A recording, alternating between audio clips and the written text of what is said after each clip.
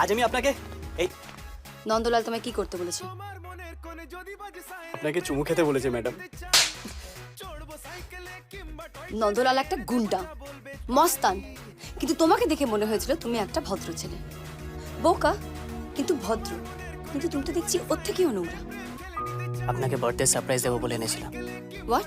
আমি জানি নন্দদা আমাকে যেটা করতে বলেছিল সেটা যদি আমি করতাম তাহলে আজকে আপনার বার্থডেতে আপনাকে সব থেকে বড় অপমান করা হতো। তাই আমি আপনাকে এখানে এনেছিলাম। ভেবেছিলাম দরজা বন্ধ করে আপনাকে সারপ্রাইজ গিফটটা দেব। নন্দদার লোক, ভাড়াটে, গোয়েন্দা কেউ জানতে পারবে না। আমি আপনাকে অপমান করতে চাইনি ম্যাডাম। তুমি মিথ্যে কথা বলছো। আর যাকেই মিথ্যে বলি, নিজের স্বপ্নকে মিথ্যে বলতে পারবো না। আপনি আমার স্বপ্ন সুইটি ম্যাডাম। আপনি আমার ছোট ছোট খুশি, যেটা যেটা আমি বাক্সের মধ্যে জমিয়ে রেখেছি।